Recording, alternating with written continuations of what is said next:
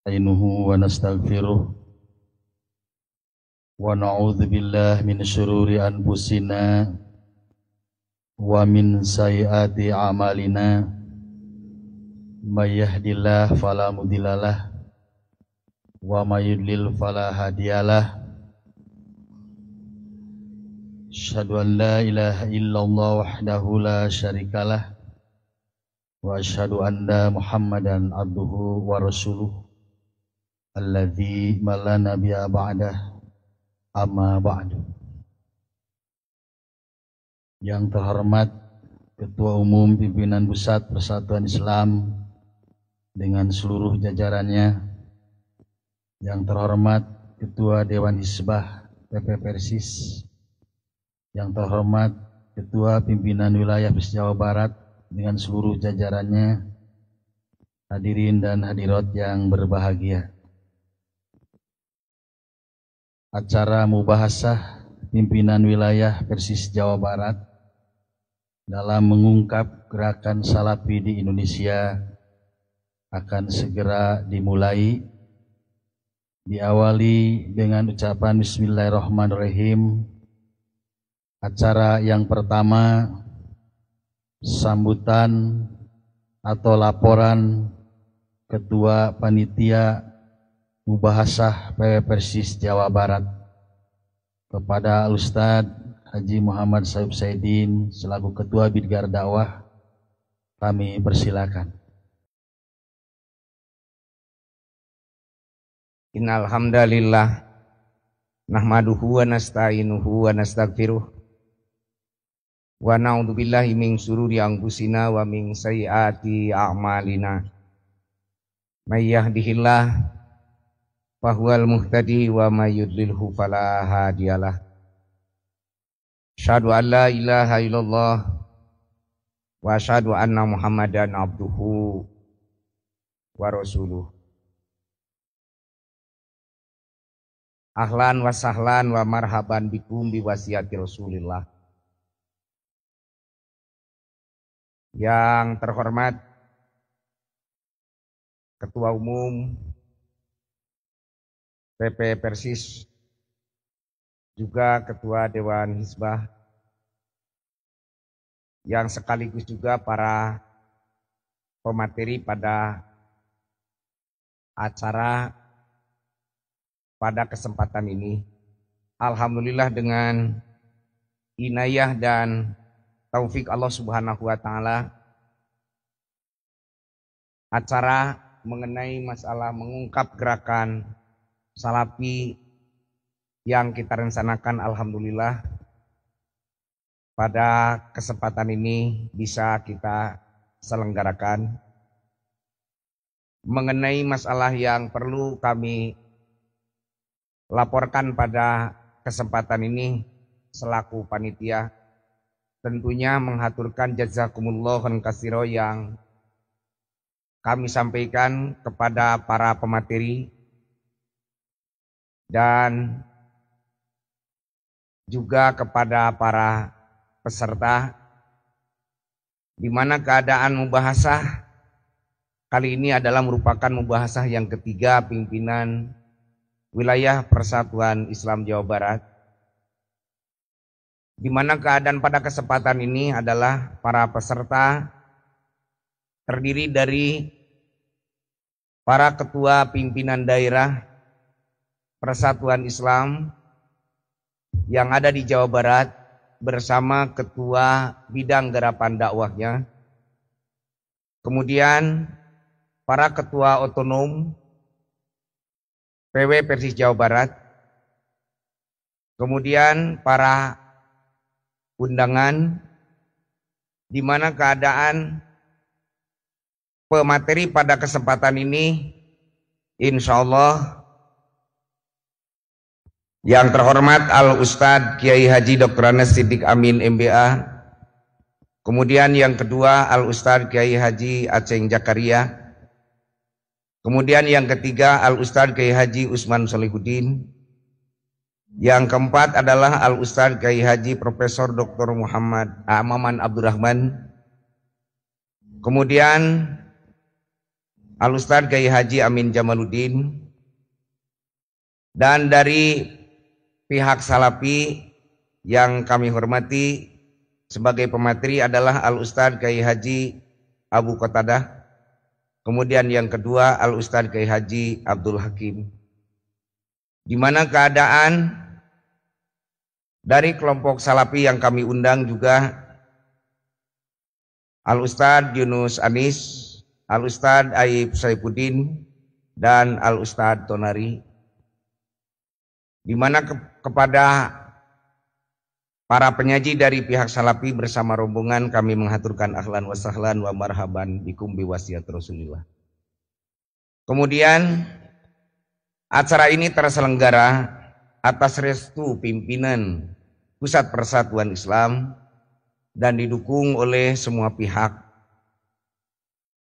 Kami ingin menyampaikan beberapa catatan pada kesempatan ini, di mana keadaan yang pertama, mohon dengan hormat agar disampaikan kepada asatid yang sangat menginginkan untuk mengikuti acara ini.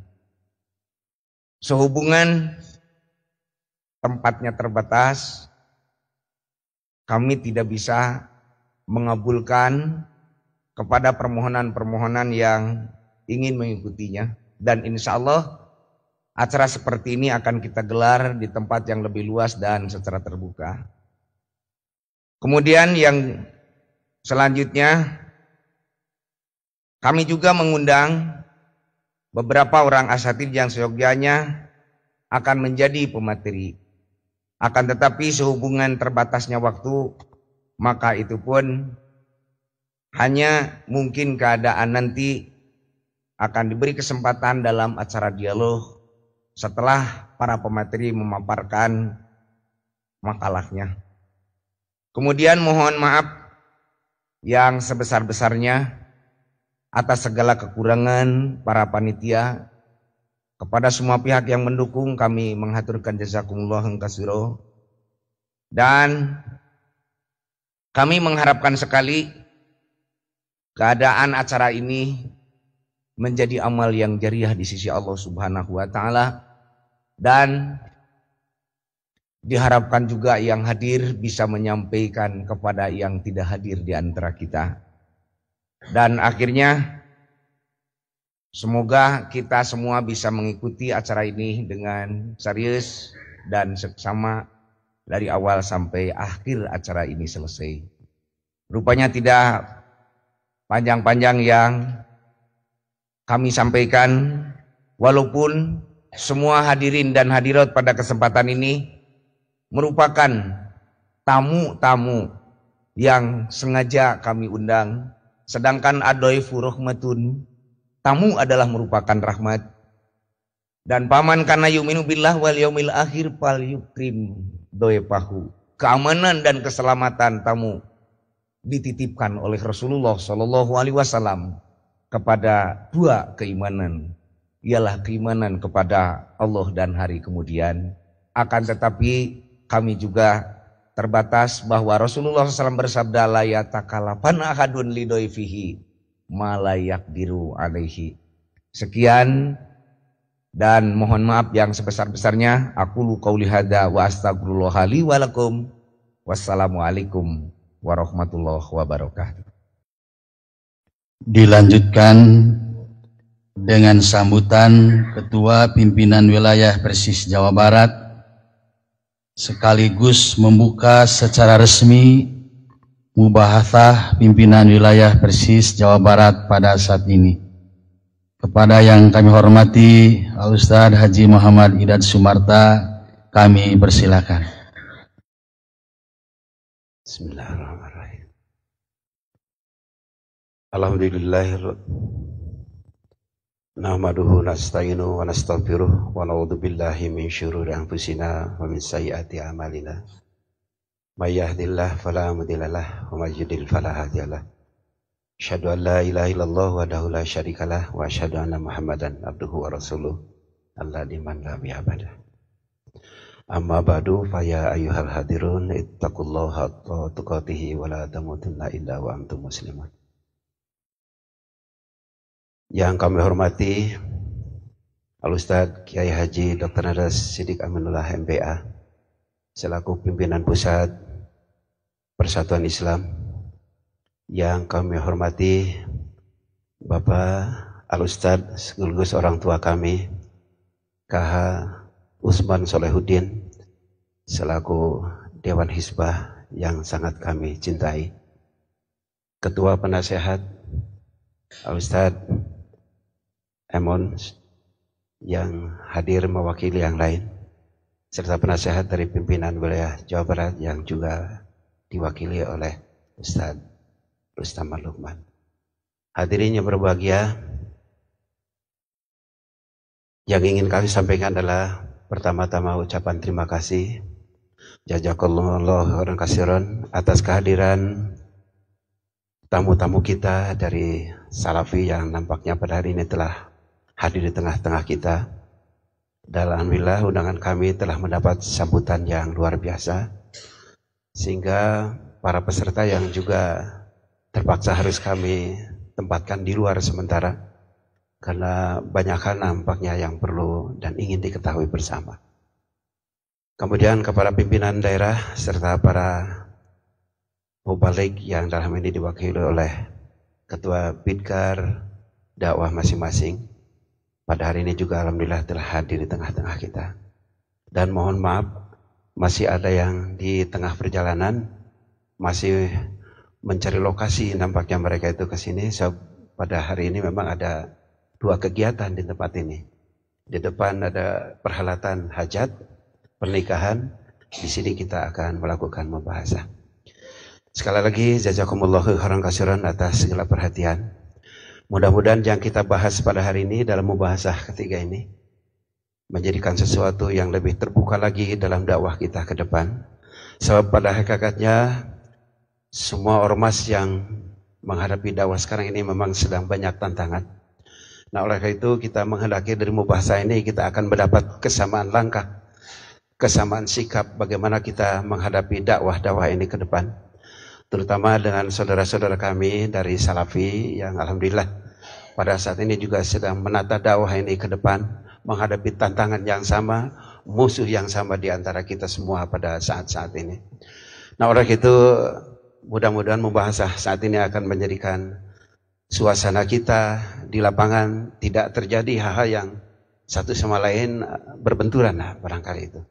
Kita ingin kesamaan langkah nanti kita ke depan, di mana posisi kita masing-masing adalah sama, yaitu menghadapi umat yang saat ini sangat mendambakan dakwah secara benar, dakwah secara nyata, terutama di lapangan, supaya bisa kita pelihara satu sama lain, mudah-mudahan dalam jajaran dan di bawah naungan yang sama, yaitu panji-panji Islam yang harus kita junjung tinggi. Hadirin yang kami muliakan, seperti diutarakan oleh Ketua Panitia tadi, para pembahas juga memang saat ini cukup banyak, namun mengingat waktu yang kami siapkan juga memang sangat terbatas. Kemudian tempat yang tadinya kami minta di ruang depan, tapi ternyata pada hari ini bisa di tempat ini saja terlebih dulu. Mudah-mudahan sekali lagi apa yang kita bincangkan pada malam hari ini, pada siang hari ini barangkali akan menjadi sesuatu yang nampaknya untuk kita sikapi bersama dalam langkah-langkah kita ke depan. Kemudian daripada itu kami mohon maaf sekali lagi atas keterbatasan tempat dan juga waktu yang harus kita laksanakan hari ini. Akan kita tutup nanti kira-kira pada asar jam 16 sore. Jadi kita manfaatkan dengan pembicara yang cukup banyak ini, dengan materi-materi yang cukup padat. Mudah-mudahan kita bisa mengatur waktu secara bersama-sama. Allahu yahudu bi'aidina ila ma fi hurul Islam wal muslimin. Kemudian kami mohon izin untuk membuka mubahasah ketiga pimpinan wilayah Persis Jawa Barat ini dengan ucapan Bismillahirrahmanirrahim. Terima kasih.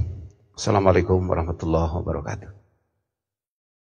Hadirin dan hadirat yang berbahagia, dilanjutkan dengan keynote speaker yang akan disampaikan oleh Ketua Umum Pimpinan Pusat Persatuan Islam Al-Ustadz Dr. Andes Kiai Siddiq Amin MBA, dengan judul Fenomena Gerakan Dakwah Salafi di Indonesia dan menimbang argumentasi manhaj salafus sholih sebagai dasar ketiga sesudah Al-Quran dan As-Sunnah. Kepada Al-Ustadz Siddiq Amin kami persilakan. Alhamdulillahi Rabbil Alamin wal aqibatu lil muttaqin wala udwana illa ala zalimin. Ashhadu an la ilaha illallah ar-Rahmanur Rahim wa ashhadu anna Muhammadan abduhu wa rasuluhu min akhiril anbiya'i wal mursalin.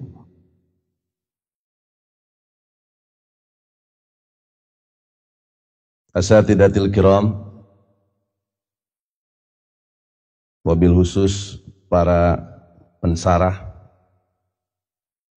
hadirin yang dimuliakan Allah.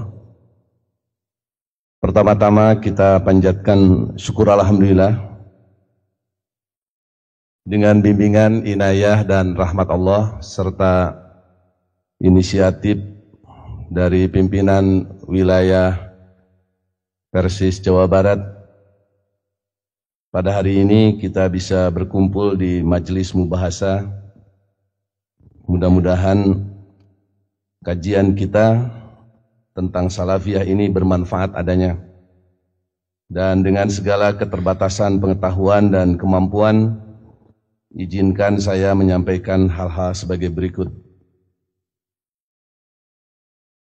Salaf, salafi dan salafiyah. Istilah salaf, salafi, salafiyah, salafiyun berasal dari kata dasar salaf yang berarti terdahulu, telah lalu, telah selesai, atau kaum di masa lalu. Dalam konteks kajian ini, yang dimaksud dengan salaf adalah salafus soleh, yakni para pendahulu umat Islam yang soleh. Mereka adalah para sahabat Nabi SAW, para tabi'in dan para tabi'ut tabi'in. Salafiyah berarti ajaran salafus soleh. Sementara salafiyun adalah orang-orang yang mengikuti ajaran salafus soleh. Sedang salafi adalah sebutan bagi mereka. Istilah salafi juga mencerminkan makna komunitas ideologis yang serupa dengan sebutan Maliki, pengikut madhab Imam Malik, Hanbali, pengikut madhab Imam Ahmad bin Hanbal, Ikhwani, pengikut Ikhwanul Muslimin, Tabligi, pengikut Jamaah Tabligh, Khoriji, pengikut paham Khawarij. Seseorang dinilai sebagai salafiyun karena sikap dan perilakunya mengikuti ajaran salafus soleh, meskipun ia sendiri tidak mengaku sebagai salafi. Sebaliknya, tidak jarang ada orang mengaku sebagai salafi, tapi sikap dan perilakunya tidak mencerminkan ajaran salafus soleh. Gerakan garis miring dakwah, karena ada yang kita membaca, ada kaum salafi ini yang tidak mau disebut sebagai sebuah gerakan, tapi lebih sebagai dakwah. Gerakan atau dakwah salafi di Indonesia.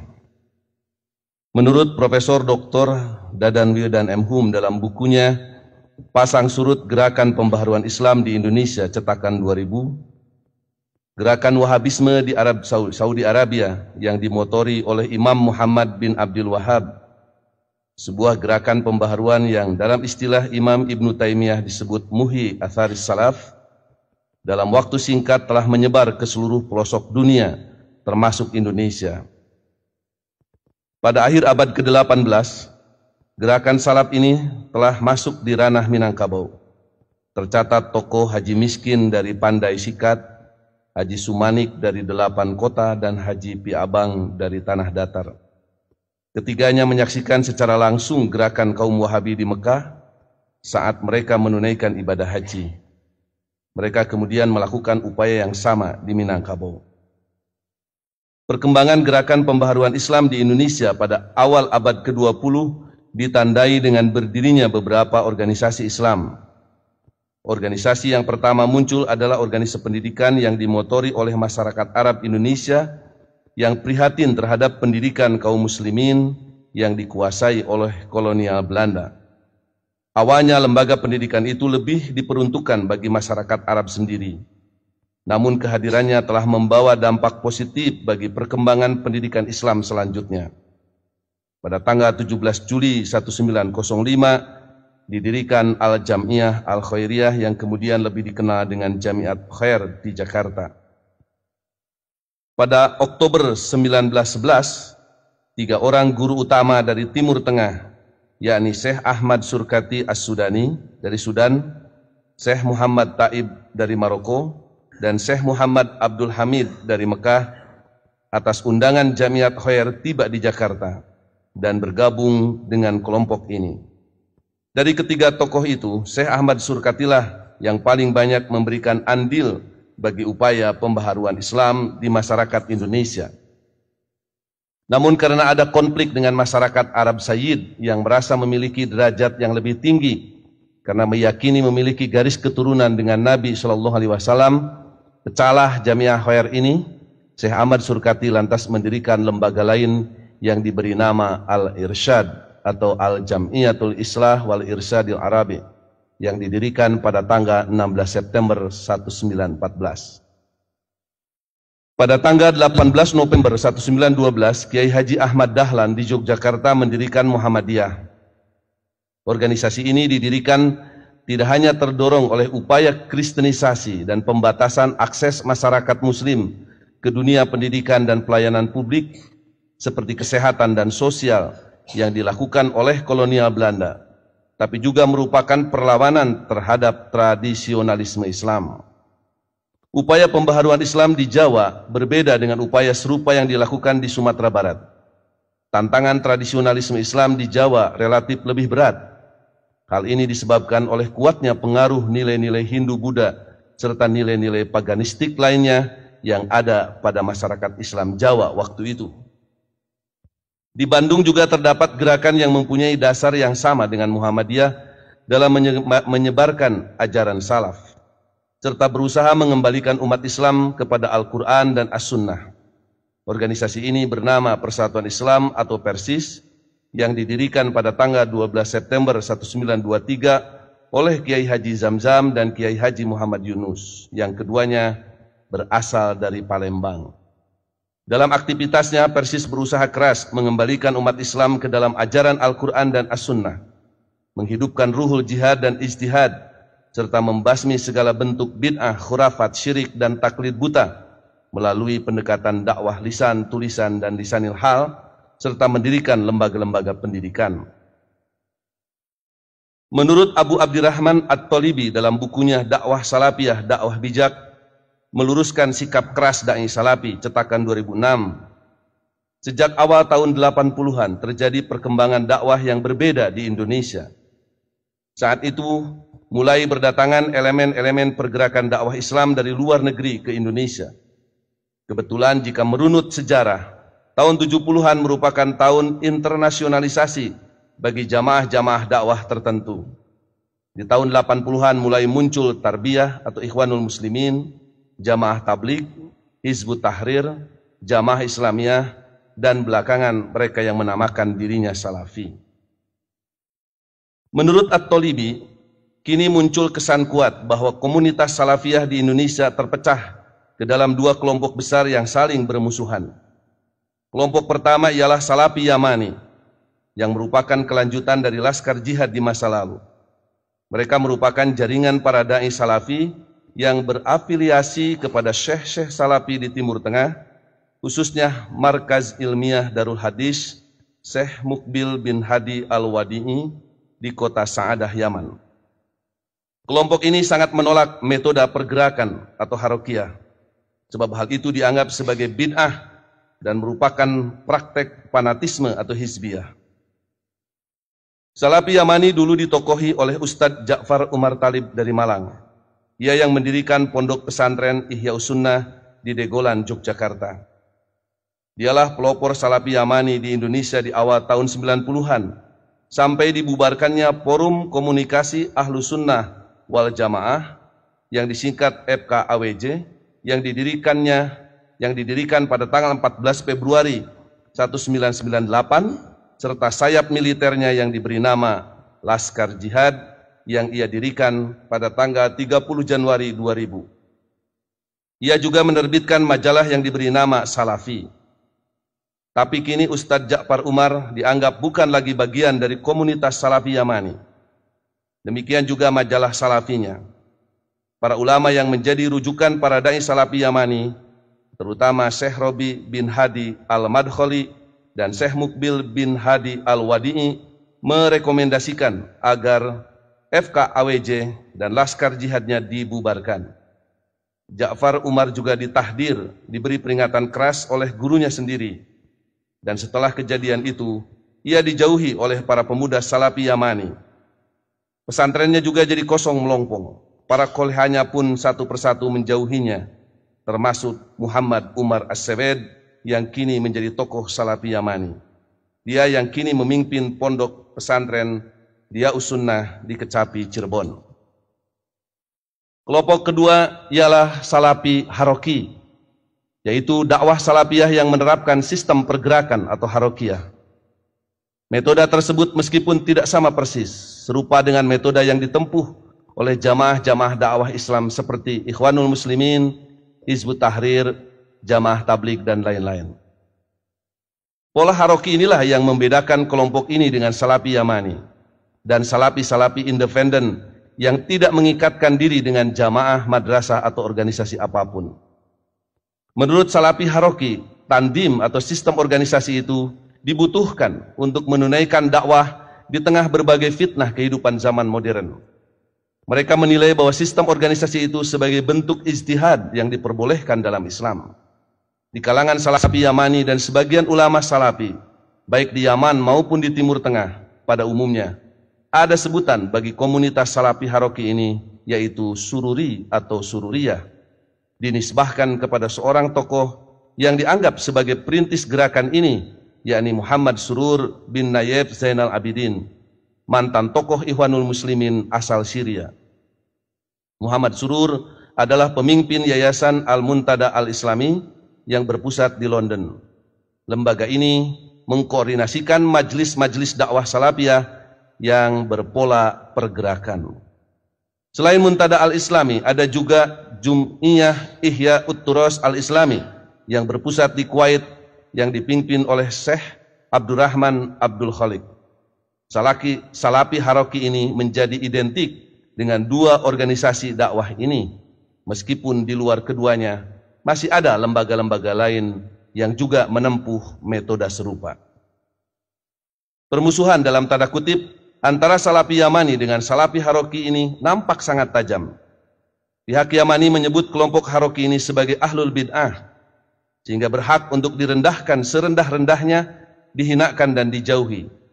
Sekedar contoh saja, dalam tulisan yang berjudul Membongkar Kedustaan Abdurrahman At-Tamimi, seorang tokoh Al-Irsad di Jawa Timur yang ditulis oleh Abu Dzulqarnain Abdul Ghafur Al-Malanji, yang pernah dimuat di situs Salafi Or.id sebagai bantahan atas ceramah Abdurrahman At-Tamimi di hadapan komunitas ilmiah Salafiyah di markas Imam Al-Albani di Yordania.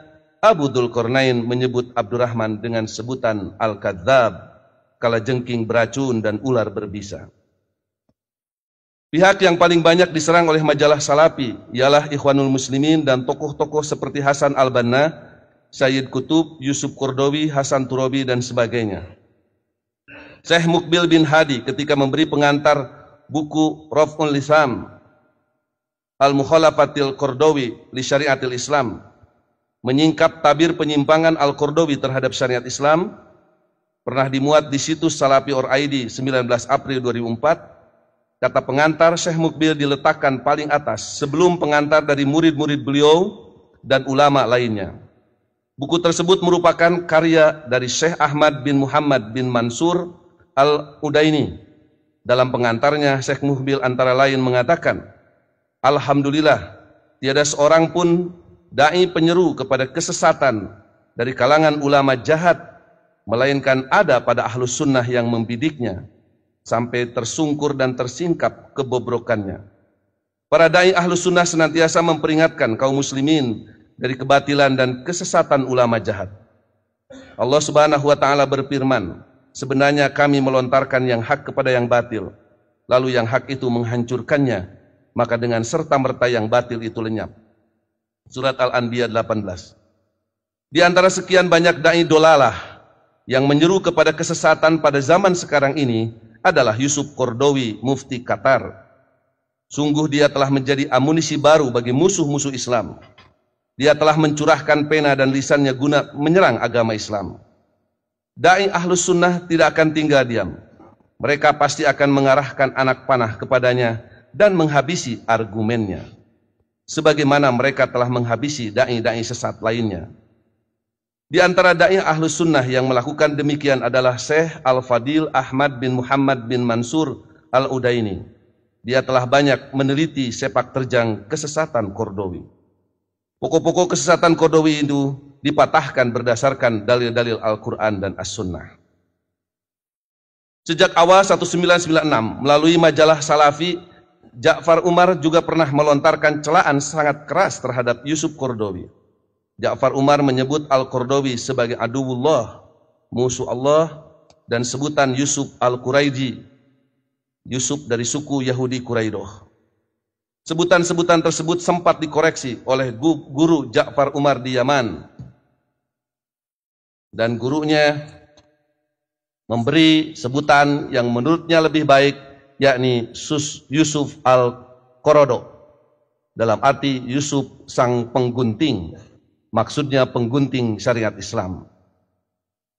Sedangkan pihak Haroki, mereka juga membela diri dan sekaligus menyerang balik Salafi Yamani. Di antaranya seperti yang disebutkan oleh Mubarak BM Bamualim LC dalam bukunya Biografi Syekh Al-Albani, Mujaddid dan ahli hadis abad ini, halaman 187, bagian catatan kaki. Bamualim menulis, sebagaimana yang terjadi di negeri ini, munculnya beberapa gelintir manusia dengan berpakaian salafiyah memberikan kesan seolah-olah mereka mengajak kepada pemahaman salaf. Namun hakikatnya mereka adalah pengekor hawa nafsu dan perusak dakwah salafiyah. Akibatnya mereka hancur berkeping-keping dan saling memakan daging temannya sendiri. Wal'iyadubillah. Seorang tokoh Jum'iyah Ihya'ut Turas Al-Islami yang ditugaskan di Indonesia, yang mengajar di pesantren Al-Irsyad Tenggaran Salatiga, Jawa Tengah, bernama Syarif bin Muhammad Fuad Haza, karena kegerahannya terhadap cara-cara Ja'far Umar, maka atas inisiatifnya ia menyebarkan selebaran berjudul Penjelasan dan Ajakan yang diterjemahkan oleh Yusuf Usman Baisa, pimpinan pesantren Al-Irsyad Salatiga. Inti selebaran itu adalah mengajak Ja'far Umar untuk melakukan mubahalah agar Allah melaknati salah satu dari keduanya yang terbukti sebagai pendusta. Mubahalah itu pun akhirnya terjadi antara dua orang tokoh dakwah Islam, yaitu Ja'far Umar dari Salafi Yamani dan Syarif Muhammad Haza dari Ihya Turas Kuwait atau dari Salafi Haroki. Keutamaan para sahabat Nabi SAW. Kiranya kita semua sepakat dan tidak meragukan lagi tentang keutamaan para sahabat Nabi SAW, baik muhajirin maupun ansor. Mereka adalah komunitas yang mendapat pujian dan jaminan dari Allah Subhanahu wa Ta'ala, tempat kembalinya di surga. Kita berkewajiban untuk memuliakan mereka dan menjadikan mereka sebagai panutan atau uswah hasanah dalam kehidupan. Allah Subhanahu wa Ta'ala berfirman, A'udzubillahi minasyaitonir rajim. Was-sabiqunal awwaluna minal muhajirin wal ansar walladzina tabauhum bi ihsan radhiyallahu anhum wa radu'an wa a'adda lahum jannatin tajri tahtahal anhar khalidina fiha abada dzalikal fawzul adzim. Orang-orang yang terdahulu lagi yang pertama-tama masuk Islam di antara orang-orang muhajirin dan ansor dan orang-orang yang mengikuti mereka dengan baik, Allah ridho kepada mereka dan mereka pun ridho kepada Allah, dan Allah menyediakan bagi mereka surga-surga yang mengalir sungai-sungai di dalamnya. Mereka kekal di dalamnya selama-lamanya. Itulah kemenangan yang besar. At-Taubah 100. Demikian juga keutamaan para tabi'in dan tabi'ut tabi'in yang digambarkan dalam hadis An Imran bin Husain radhiyallahu anhuma qala Nabi SAW, khairukum qarni thumma alladhina yalunahum thumma alladhina yalunahum. Rawahul Bukhari wa Muslim. Dari Imran bin Husain berkata, bersabda Rasulullah SAW, sebaik-baik kamu adalah generasiku, kemudian yang sesudahnya, kemudian yang sesudahnya. Hanya kaum Syiah Rafidah dan yang semacamnya yang merendahkan martabat para sahabat Nabi SAW. Mereka menilai bahwa para sahabat sepeninggal Nabi SAW semuanya murtad, kecuali hanya 3 orang, yakni Al-Miqdad bin Al-Aswad, Salman Al-Farisi, dan Abu Dzar Al-Ghifari. Demikian seperti dimuat oleh Al-Qisi di dalam kitabnya Rijalul Qisi halaman 1213 dan oleh Al-Kulaini dalam kitabnya Furu'ul Kafi halaman 115. Malah Muhammad Bakir Al-Majlisi dalam kitabnya Haqqul Yakin halaman 33 dengan menisbahkan perkataan kepada Imam Zainal Abidin yang ditanya soal Abu Bakar radhiyallahu an dan Umar radhiyallahu an, beliau menjawab, keduanya adalah kafir dan mereka yang mengangkatnya juga kafir. Bahkan di halaman 519 Al-Majlisi mengatakan, akidah kami dalam hal kebencian adalah membenci 4 berhala, yaitu Abu Bakar, Umar, Utsman, dan Muawiyah, dan 4 wanita, yaitu Aisyah, Hafsah, Hindun, dan Ummul Hakam, serta semua orang yang mengikuti mereka. Mereka adalah sejelek-jelek makhluk di muka bumi ini. Tidaklah sempurna iman kepada Allah, Rasulnya, dan para imam, kecuali setelah membenci musuh-musuh tersebut. Subhanallah. Al-Quran dan As-Sunnah sebagai 2 dasar.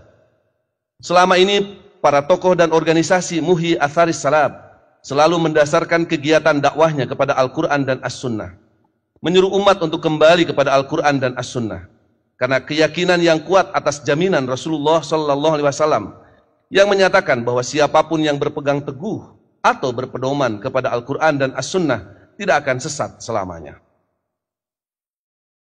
Allah Subhanahu wa taala telah memerintahkan, ya ayyuhalladzina amanu atiullaha wa atiur rasula walil amri minkum. Fa in tanaza'tum fi syai'in farudduhu ila Allah war Rasul in kuntum tu'minuna billah wal yaumil akhir. Dzalika khairu wa ahsanu ta'wila.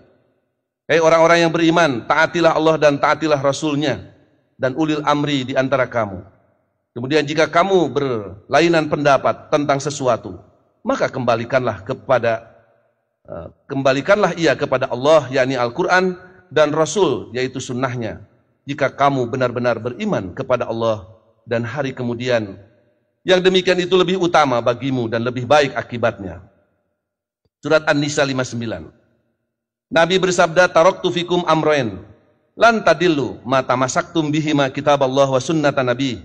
Rawahu Malik fil Muwatta wa rawa aidan Al-Hakim an Abi Hurairah fil Mustadrak. Aku tinggalkan 2 perkara, kalian tidak akan sesat selama berpegang teguh kepada keduanya, kitabullah Al-Quran dan sunnah nabinya. Riwayat Imam Malik dalam Al-Muwatta, juga riwayat Al-Hakim dalam Al-Mustadrak. Ketika umat Islam terpecah belah ke dalam banyak firqah atau millah, Nabi SAW menyatakan masih ada 1 firqah yang selamat, yang sering disebut dengan istilah firqatun najiyah, selebihnya masuk neraka. Nabi SAW tidak menyebut nama atau kelompok. Beliau menjelaskan bahwa yang akan selamat itu adalah al-jamaah, yakni mereka yang berpegang teguh kepada apa yang dipegang teguh oleh Nabi SAW dan para sahabatnya, yakni Al-Quran dan As-Sunnah. Berdasar hadis An Auf bin Malik, qala Rasulullah SAW, ibtaraqatil yahudu ala ihda wa sab'ina firqatan wa wahidatun fil jannah wa sab'una fin nar. Wabtarakatin nasoro ala thintaini wa sab'ina firqatan fa ihda wa sab'una pinnar wa wahidatun fil jannah. Walladzi nafsu Muhammad biyadihi latap tarikonna ummati ala thalathi wa sab'ina firqatan wa wahidatun fil jannah wa thintani wa sab'una pinnar. Qila ya Rasulullah manhum? Qala al jamaah. Rawahu Ibnu Majah. Dari Auf bin Malik radhiyallahu anhu berkata, bersabda Rasulullah sallallahu alaihi wasallam, Yahudi terpecah menjadi 71 firqah, 1 firqah di surga dan 70 firqah di neraka. Kristen pecah menjadi 72 firqah, 1 firqah di surga dan 71 firqah di neraka. Dan demi diri Muhammad yang ada pada kekuasaannya, umatku akan pecah menjadi 73 firqah, 1 firqah di surga dan 72 firqah di neraka. Lalu ditanyakan, ya Rasulullah, siapakah mereka itu? Beliau menjawab, al-jamaah. Yang kedua, an Abdullah bin Amr. Qala Rasulullah sallallahu alaihi wasallam, la ya'tiyanna ala ummati ma ata ala bani Israila hadwan na'li bin na'li, hatta in kana minhum man ata ummahu ala niyyah, la kana fi ummati man yasna'u dzalik. Wa inna bani Israila tafarraqat ala sintaini wa sab'ina millah, wa tabtariku ummati ala thalathi wa sab'ina millatan, kulluhum binnar illa millatan wahidatan.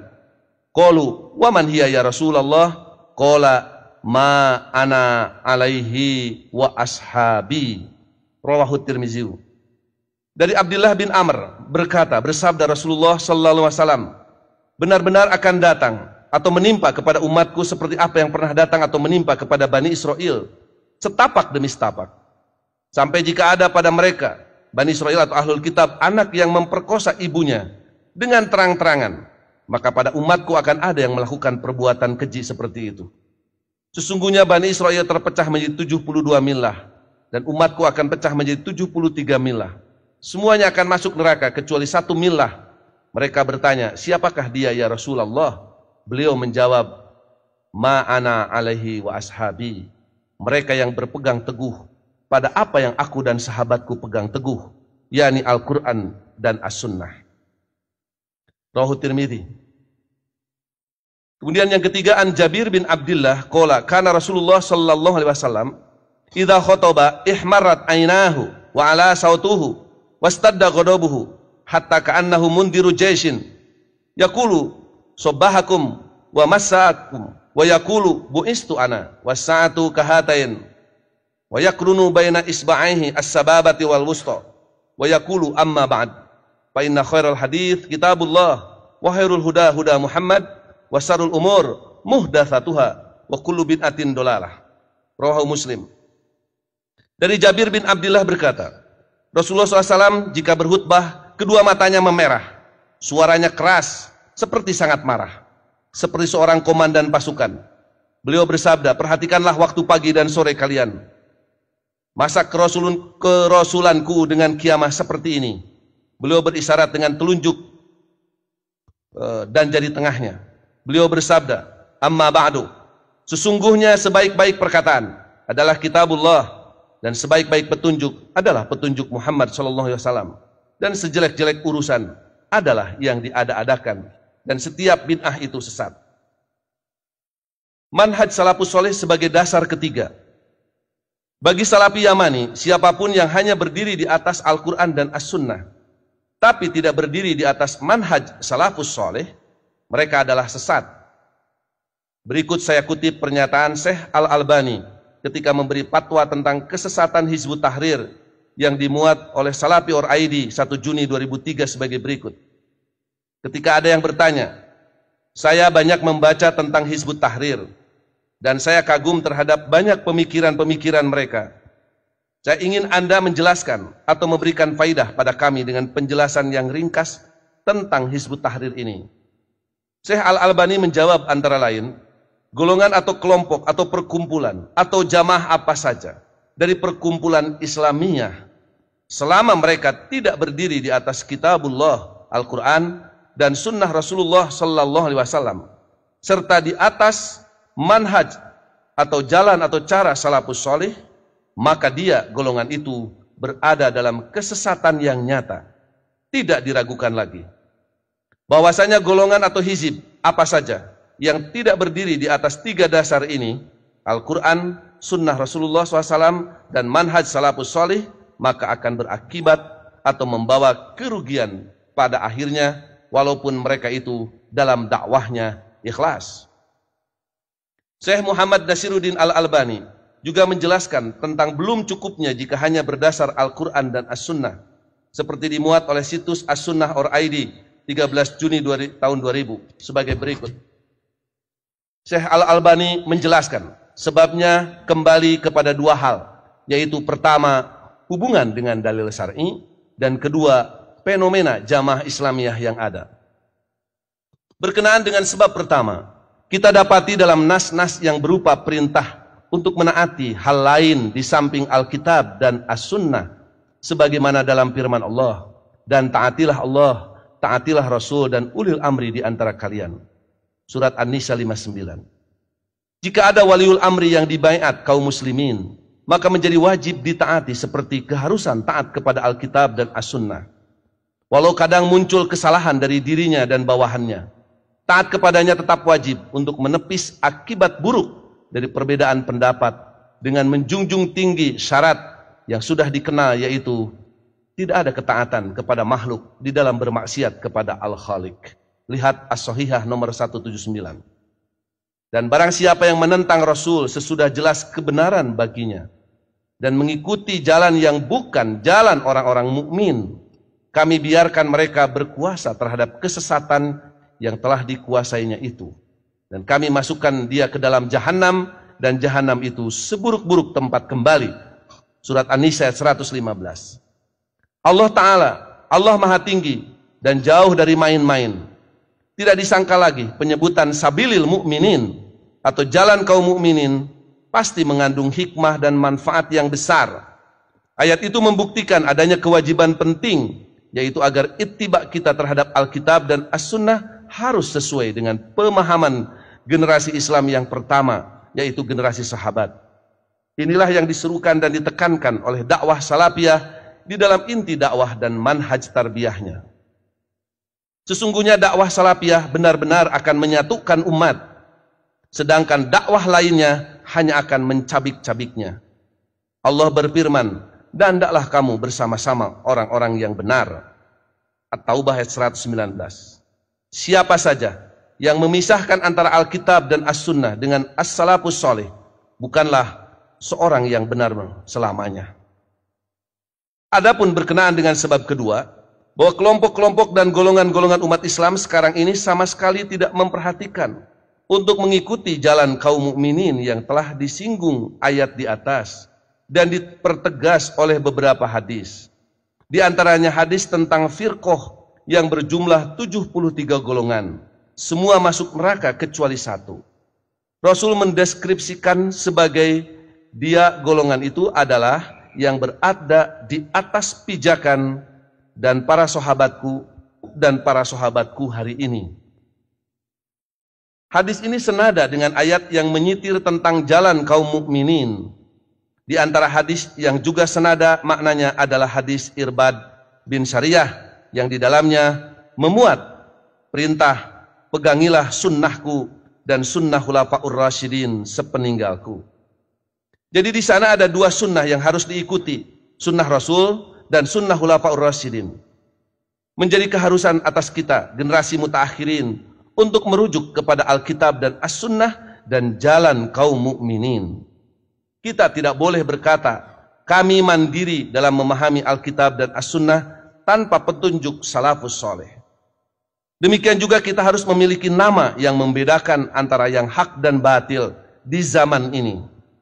Belum cukup kalau kita hanya mengucapkan, saya seorang muslim saja, atau bermadhab Islam. Sebab semua firqah juga mengaku demikian. Baik Syiah, Ibadiyah, salah satu firqah dalam Khawarij, Ahmadiyah dan yang lainnya. Apa yang membedakan kita dengan mereka? Kalau kita berkata, saya seorang muslim yang memegangi Al-Quran dan As-Sunnah, ini juga belum memadai. Karena firqah-firqah sesat juga mengklaim ittiba terhadap keduanya. Tidak sak lagi, nama yang jelas, terang dan membedakan dari kelompok sempalan adalah ungkapan, saya seorang muslim yang konsisten dengan Alkitab dan As-Sunnah serta manhaj salaf, atau disingkat saya salafi. Dari penjelasan Syekh Nasiruddin Al-Albani di atas, kita bisa mengetahui bahwa yang menjadi dasar penetapan manhaj salafus soleh sebagai dasar ketiga antara lain adalah firman Allah, wa may yushaqqiqir rasula mim ba'di ma tabayyana lahul huda wa yattabi ghaira sabilil mu'minin nuwallihi ma tawalla wa nuslihi jahannama wa sa'at masira. Dan barang siapa yang menentang Rasul sesudah jelas kebenaran baginya dan mengikuti jalan yang bukan jalan orang-orang mukmin, kami biarkan ia leluasa terhadap kesesatan yang telah dikuasainya itu, dan kami masukkan ia ke dalam jahanam, dan jahanam itu seburuk-buruk tempat kembali. Kata sabilil mu'minin dalam beberapa tafsir diberi penjelasan. Saya buka-buka tafsir yang ada di rumah, misalnya di Al-Qasimi yang dimaksud dengan sabilil mu'minin itu wahwa dinul qayyim. Al-Maraghi memberikan penjelasan dengan kalimat sabili ahlil huda. Al-Qurtubi dengan kalimat tariqul muslimin. As-Sobuni memberi penjelasan dengan kalimat wayattabi minhajan ghairu minhajihim.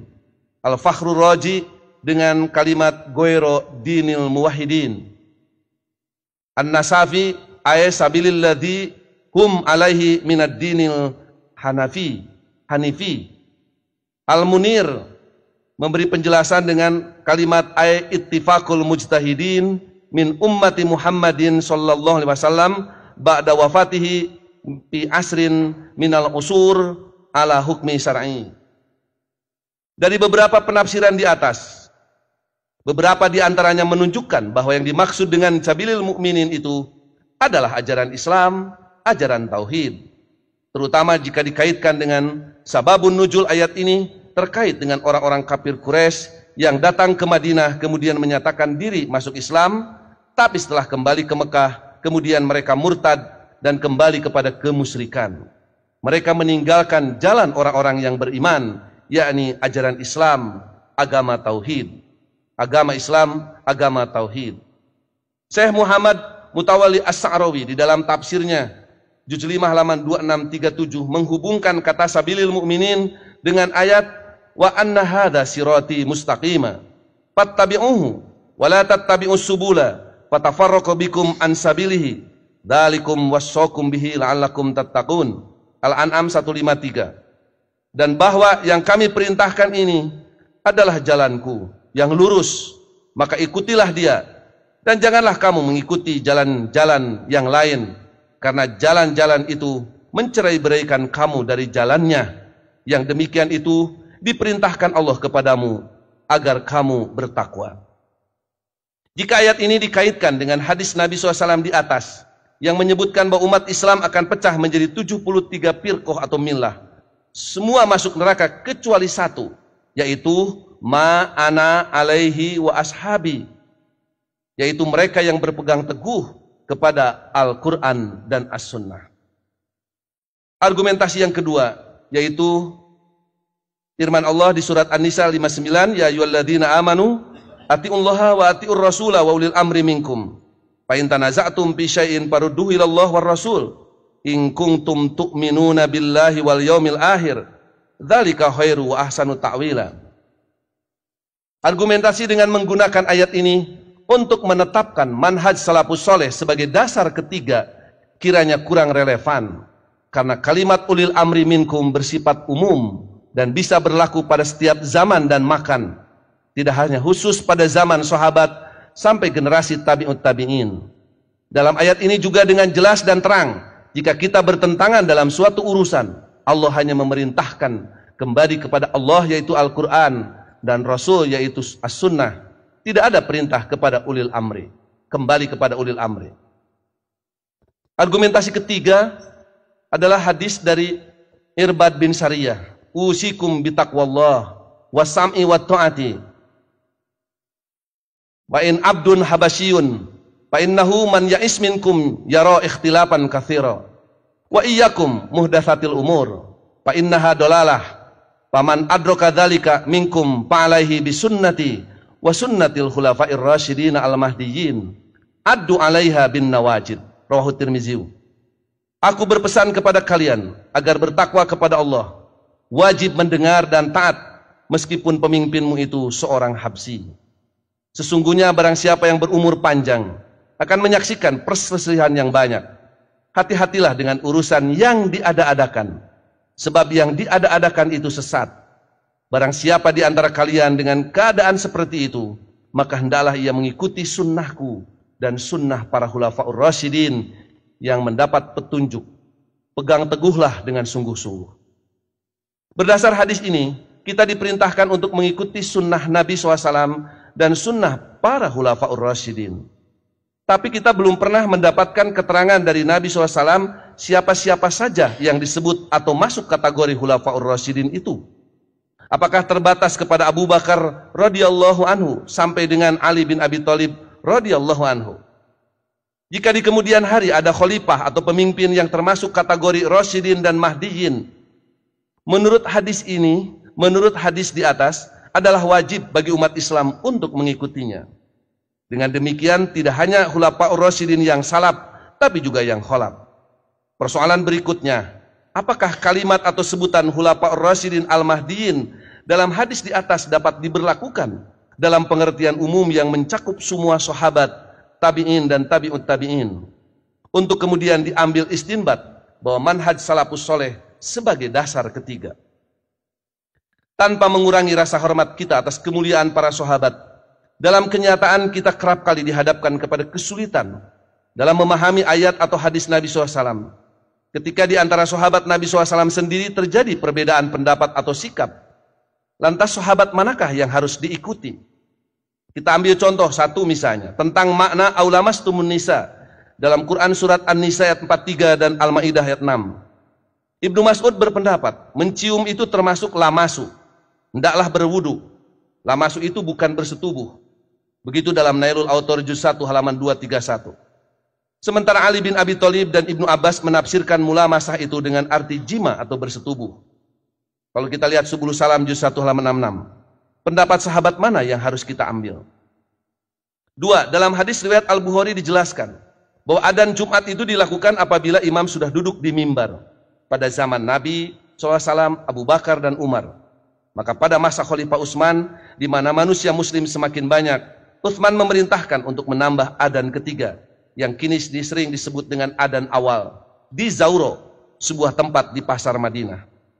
Persoalan yang muncul, sunnah Khulafaur Rasyidin yang mana yang harus kita ambil dalam masalah ini?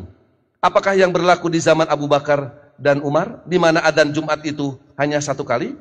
Atau cara Utsman bin Affan dengan adzan 2 kali? Dari uraian sederhana ini, izinkan saya membuat beberapa catatan atau kesimpulan sebagai berikut. 1. Kita tidak menemukan dalil yang sharih, yang jelas, yang menetapkan manhaj salafus soleh sebagai dasar ketiga setelah Al-Quran dan As-Sunnah. 2. Rasulullah SAW kita yakini paling paham mengenai makna kalimat sabilil mu'minin. Tapi dalam sabdanya beliau hanya berwasiat untuk berpegang teguh kepada 2 perkara, yakni Al-Quran dan As-Sunnah, dengan jaminan kita tidak akan sesat selamanya. Menjadi sesuatu yang aneh jika kemudian ada yang ragu atas jaminan Nabi SAW tersebut. Menjadi sesuatu yang membingungkan dan kontradiktif dengan jaminan Nabi SAW jika kemudian ada yang menilai sesat jika hanya berdasar kepada Al-Quran dan As-Sunnah. 3. Kita yakin bahwa yang jadi pegangan para salafus soleh, sahabat, tabi'in dan tabi'ut tabi'in dahulu juga hanya 2, yakni Al-Quran dan As-Sunnah. 4. Nabi SAW sudah berpesan dalam hadis di atas bahwa sebaik-baik perkataan adalah kitabullah, yakni Al-Quran, dan sebaik-baik petunjuk adalah petunjuk Muhammad SAW, dan sejelek-jelek perkara adalah yang diada-adakan atau muhdatsatul umur. Kita sangat khawatir menetapkan dasar ketiga setelah Al-Quran dan As-Sunnah, apapun namanya, akan termasuk muhdatsatul umur. 5. Patut menjadi renungan kita semua. Apakah cara-cara dakwah dengan cara kasar, merendahkan dan menghinakan itu sudah termasuk dakwah bil hikmah dan sesuai dengan cara dakwah salafus soleh? Wallahu alam. Allahu yahudu bi aidina ila ma fihi khairul Islam wal muslimin. Wassalamualaikum warahmatullahi wabarakatuh.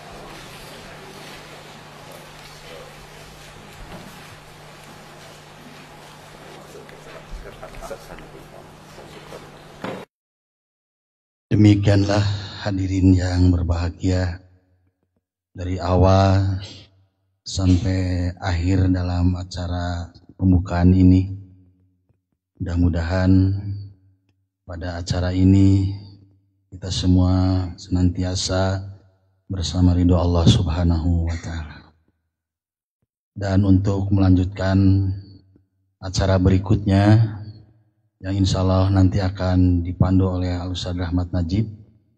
Namun sebelum itu kami persilakan untuk rehat kurang lebih 5 menit sampai 10 menit. Terima kasih atas segala perhatian. Teriring doa jazakumullahu khairan katsira. Mohon maaf atas segala kekurangan. Aqulu qouli hadza wastaghfirullah li wa lakum. Wassalamualaikum warahmatullahi wabarakatuh.